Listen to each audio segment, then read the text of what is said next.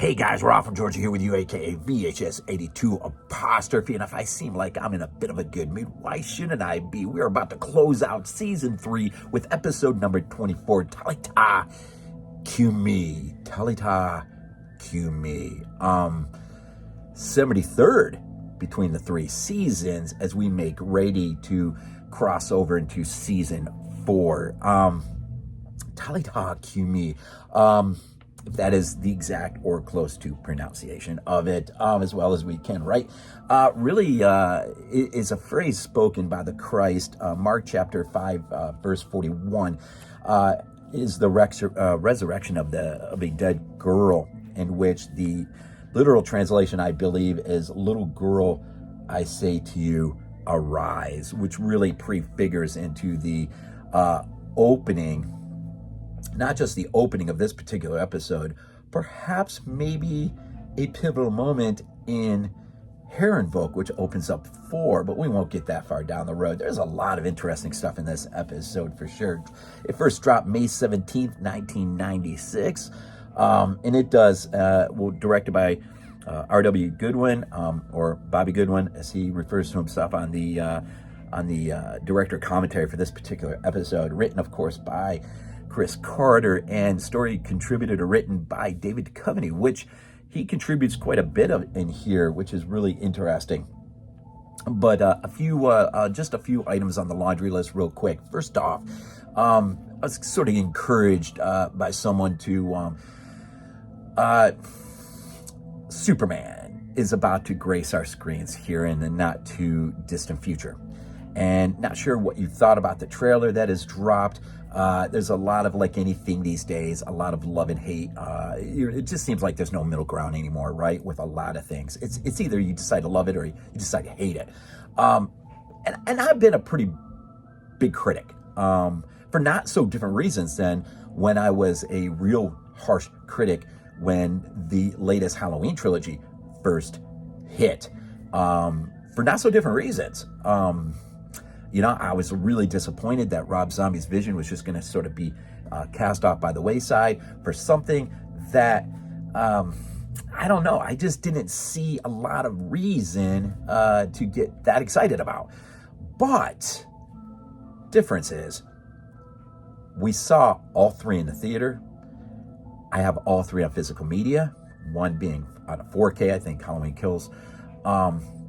Because we support physical media here in this house. We support the idea of owning something, or the idea also as well. If you support something that is considered iconic, whether it's Michael Myers or Superman or any other iconic figure in popular culture, we probably ought to do a better job of supporting these things when they grace the silver screen.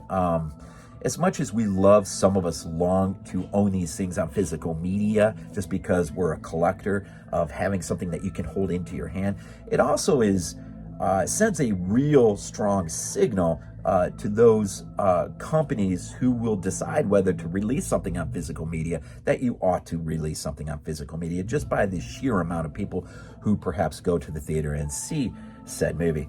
In this case, Superman. If you are, regardless of how you feel about Zack Snyder and where all that should have gone, didn't go, and all that stuff, here is another opportunity to see the Man of Steel yet again, and maybe perhaps more of a comic book than we've ever seen before. Of course, Crypto the dog, right, and other things.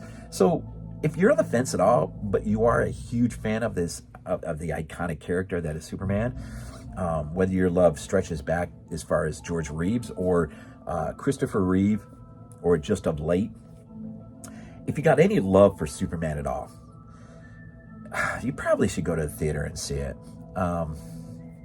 Because, it actually may be a lot better than the trailer is. I'll never forget when I first saw the trailer for Guardians of the Galaxy, and I thought to myself, my God, this movie is going to suck. No, it didn't. I actually loved that movie when I finally got around to seeing it, although I didn't get to see it on the big screen.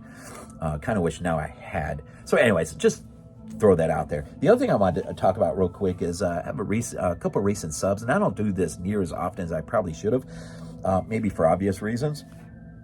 But both 59th Survivor of VHS and Laser Disc is a recent sub, as well as Cinephile World Order. 59th Survivor is a third generation VHS and Laserdisc hunter. Both just have a love for physical media, and in particular, a lot for VHS format, which 59th Survivor sort of encouraged me or motivated me, I guess, to begin showcasing some of my VHS. Just occasionally a quick, by the way, a little VHS spotlight. Look what I got on VHS, kind of thing, for those who are interested. But I figured I'd start today with 8 VHS tape in the spotlight, and no better place to start, I think, than X-Files Fight the Future. What an incredible theatrical time that was. Now, albeit again, as a hardcore X-Files fan who has found the season all the way through, sure, I had some criticisms. Sure, I had some, boy, I wish they could have done this or did do this. But ultimately, it was a fantastic bridge between season 5, season 6, which I cannot wait till we get to that particular season finale, season 5 finale, the end. It may be my favorite season finale of all of them. But what a fantastic movie. And look, I mean, these are just, I mean, yes, I have a player down here. I have a player up there. We still watch VHS format. My collection is not near as extravagant as 59th Survivors, which has quite a bit, which I would really love to see pictures of. But I do have a few gems, which I may start showing out from time to time. But 59th Survivor of VHS and Cinephile World Order, both links down below. Definitely check out their channels. And give them a sub. A lot of stuff that they put up, I noticed, was under posts. So definitely check that out, and all that they are doing. Very much appreciate the subs, guys. So right back at you, as they say. Talitha Cumi, again, R.W. Goodwin, acts as the season finale, and again, David Duchovny gave the story, wrote the story, contributed some important elements in here. But let me just give the story layout if you haven't seen it recently, or maybe never at all. It opens up. This is a mythos, definitely part of the greater mythology in terms of alien invasion, colonization, mythos. That, and this one may be one of the more important ones, Inherent Vogue, that opens up for. In terms of laying some interesting groundwork that we will see cinematically with Fight the Future.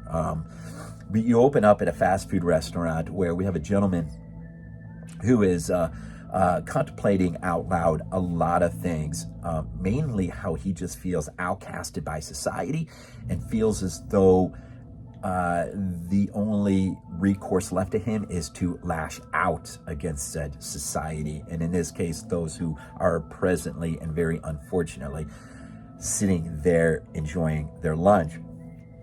Families, children, older people, college age, just a variety of children in terms of, rooted to the title and its origin. These are all, children in God's eyes as being the pinnacle of his creative effort, right? So interesting. So he's contemplating all of this out loud, and of course you can see some of the people are getting really super agitated or concerned, and then suddenly, man, he just flings up, man, pulls out this gun, allows the children to exit, but before he can be talked down by a stranger who will learn is Jeremiah Smith, who will approach him and calmly do his best to talk him down. One young man is trying to, sort of secretly exit the place, and that just, and of course you see the SWAT team showing up and everything else. And so he just becomes unglued and begins to unload on the people around him. Now the SWAT team take him down, but then Jeremiah Smith does his work as our young antagonist, I guess, who really gets this episode rolling, lies there dying, bleeding out. Of course, he's faced with imminent death, in which Jeremiah says, not today, no one is going to die today. And so he lays his hand down upon him, and then he heals him. Well, off screen, he goes around and heals everyone who has taken a bullet, who presumably may die before the paramedics ever get there. And so I'm not going to get too deep, because a lot of things I want to say will be referred to this episode. But he disappears. Mulder and Scully show up, and of course are dealing with the inexplicable nature of what just happened here, and that begins a series of interesting events. Notwithstanding Mulder's mother having a meeting of sorts at an old summer house on a lake with the cigarette smoking man, cancer man, who are secretly being eyed on by X, who takes photographs that will help convince Mulder of things that have happened. And thankfully he is, as he says, he's there on the scene after what becomes a pretty heated confrontation between the two, in which we learn that there is a more than sordid past. I mean, this goes back way before Mulder's ever born, and this cigarette smoking man makes this comment that looking down at the water's edge, he says, I remember, when we used to water ski down there, and Bill, referring to Mulder's father, was, I remember him being a pretty good water skier, but not as good as me. In fact, we can say that about a lot of things, can't we? And right there, man, the look on her face, something went down between those two some time back. And that leads into this idea that perhaps the question, and of course things are always, fluctuating in the X-Files, world of the X-Files, in terms of people dying and not dying and being brought back. We're left with this question in the back of our minds. Could it be possibly that the cigarette smoking man, cancer man, is in fact Mulder's secret father? You do have that episode somewhere out there. I think it's called Two Fathers or Two Sons, something to that effect. And more will be shed on that, but it does lay out there that very, very interesting, intriguing, and maybe perhaps if that is true, this is really maybe why Smoking Man seems at times to protect Mulder for more than he lays out to those around him who could care less if Mulder lives or dies. It's interesting, but as a result of that confrontation, his mother will have a stroke. Once Cancer Man has left the premises, she'll collapse inside the house, in which X will call he'll call 911, which is enough that saves her life. When Mulder's at her bedside in the hospital, she pens out on a pad of paper the word palm, all high cap, capitalized, P-A-L-M, palm. Well, that will lead Mulder back to the summer house and begin to contemplate the meaning behind this, which he will come to the realization that perhaps what she meant was lamp, in which he finds in a hidden or lamp that he's busted. Thankfully, he's only got to break like 2 of these, I think, before he finds it. It is the infamous alien weapon that is used to puncture the back of the neck. The only way you can kill these things, presumably, the only way you could kill these things. He finds one of these. Of course, X catches up with him, shows him the photographs. He makes the connection with the cigarette smoking man, which leads to a confrontation later on in the episode. You got the continuation of Jeremiah Smith. There are multiples, right? All work for the Social Security Administration, presumably, as we're led to believe. One, we come to find out, is an imposter within the scope of this episode, who is the bounty hunter, the alien bounty hunter, played by and I should mention these real quick. Brian Thompson, we know him from Cobra, man. He is the axe-wielding antagonist of Cobra. You remember that movie with Sylvester Stallone? He actually is in 9 episodes of the X-Files that range from seasons 2, 3, 4, 5, 6, 7, 8. So basically from 2 to 8, we'll see him a few times. He's also one of the 3 punks in the original Terminator, which I always forget about. Roy Fiennes, who is Jeremiah Smith. He was known for Airport 75. That's a classic. Hindenburg. And I think an old science fiction piece for TV called a TV series called Invaders is where he really made his reputation in terms of finding his way into the world of the X-Files. But he ultimately is in 3 episodes in seasons 3, 4, 8, which is interesting. So those are just some key, and of course we'll see the return of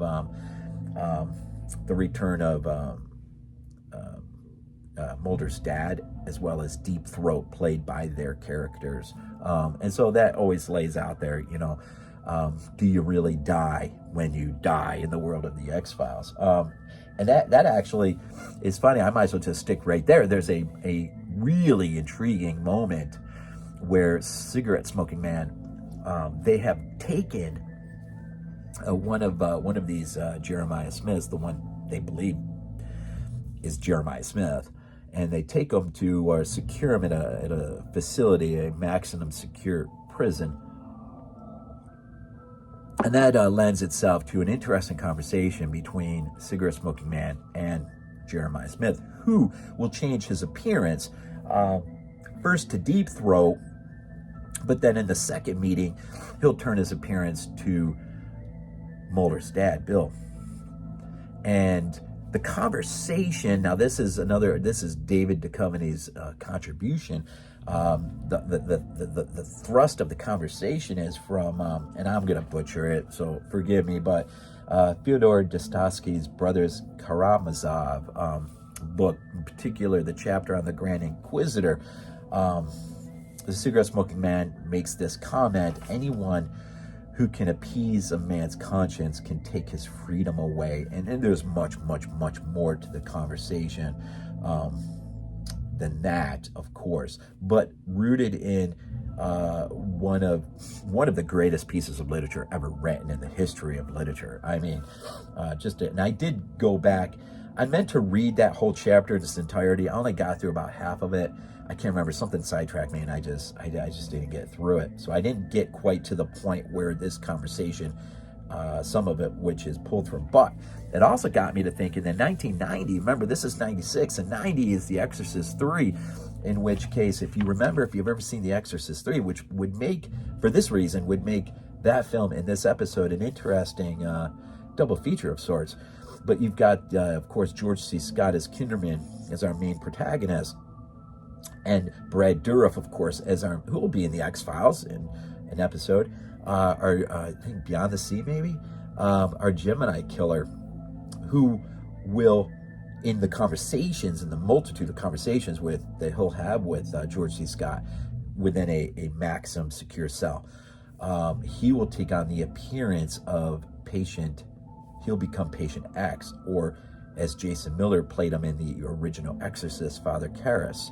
And that makes for an absolutely one of the greatest exchanges between really 3 people I might have ever seen on film. That is just a great, great exchange. And you really see the power of Brad Dourif just come through. I mean, it is really great. You get a lot of somewhat of the laying of the groundwork for the Syndicate's project and how Jeremiah Smith sort of has rebelled against it, doesn't really want anything to do with this. We don't learn really a lot about what his part is. Probably will later on. Okay, so what have I forgotten here? I think I might have actually hit most of it that I wrote out. How can that be? That's incredible.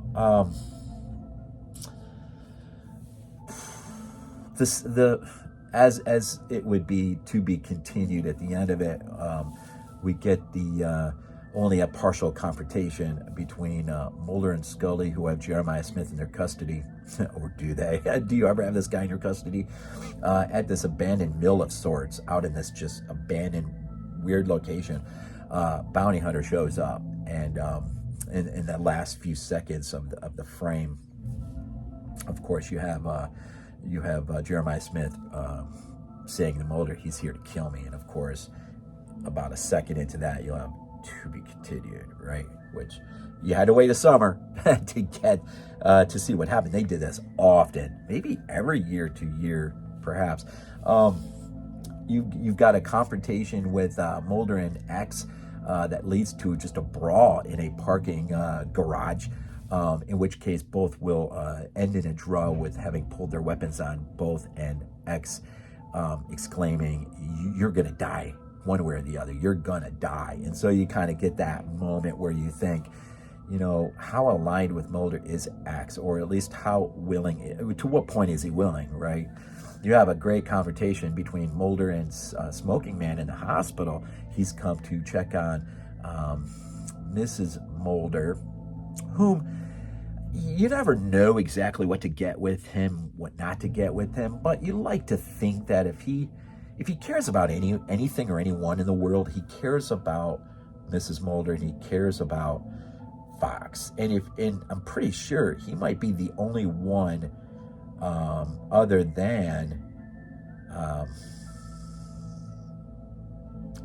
maybe his dad, who refers to him face to face as Fox. So maybe there's a hint there. So you got that confrontation, which is really, really good. That might be the high. I think those are the high points. The great conversation between the three there in the cell is great. Trying to think, no mention of the bees that we'll get to know of in Fight the Future, but I think those we'll see those more in action in Herrenvolk. So I'm trying to think. I think that's pretty much it. If you get a chance, definitely scroll down again. 59th Survivor of VHS, Cinephile World Order, both of those links down below. Also, just the links to our past Graveyard podcast, Bride of Re-Animator still down there, as well as the latest Body Bags collaboration, physical media imports. But looking ahead on the 21st, respectively on the 21st or the 14th and 21st of this month, we'll be looking at first on the podcast, The Burning and In a Violent Nature, which I just revisited The Burning last night, and that is an interesting movie for an early 80s slasher. And for our collaboration, George A. Romero, our top Romero films. Very much looking for that. So those are coming up. Of course, all the other necessary links down below. And don't forget that Lonnie, who is our third piece now on the podcast, he's got a new YouTube channel, Mr. Macabre's Movie Library, I think it is. Used to be Terror and Tats, is now Mr. Macabre's Movie Library. And I think he just did Amityville Horror, the original versus the remake. It's interesting. I haven't seen it yet, but knowing Lonnie, it's really good. One last thing, and then I'll end. So we are concluding season, which I feel pretty good about my time right here, even though it is a little bit longer. In the last, say, 5 episodes, Wet Wired notwithstanding, the ones that just pop into my head as being really, really great episodes. You got Squeeze, you got Beyond the Sea, which I mentioned a little bit ago, The Host, Irresistible, which we'll see a sequel to that later on. We've already seen the sequel to Squeeze, and Humbug. 2, 5 really, really great. Looking ahead, at least in terms of season 4, the ones that I would look through the list real quick, and the ones that I seem to remember right off the top of my head, of course, Musings of the Cigarette Smoking Man. I cannot wait to cover that one. Field Where I Died is a great one, Tungusta, and of course Zero Sum. So a few episodes to look at. But Herrenvolk, first up, season 4, definitely coming next, and then we'll be on our way into season 4. So I think that is it for this one. Thanks for all the support and all the views, all the help in just making season 3 or seasons 1 through 3 a reality. Please be with me. Please sub if you have never subbed. Comment where you feel like you want to comment. Please do. I always read them and I always respond to the very best of my ability. I always do. And share. If you know any lovers of the X-Files that would love to see one of these reviews or go back into the first 3 seasons, that might appreciate something like this. It is a lot of work. It's time obviously. It is for fun, first and foremost. I love the X-Files, in which you can just go back and watch my introduction video and give a sense why. But definitely do me the favor if you can, if spread the word to anyone who may absolutely love the X-Files. We still got just a plethora of seasons to get through, but it is going to be fun. As always, we end these things off with Go Bills. This is not a dream. Not a dream. We might be useful to you.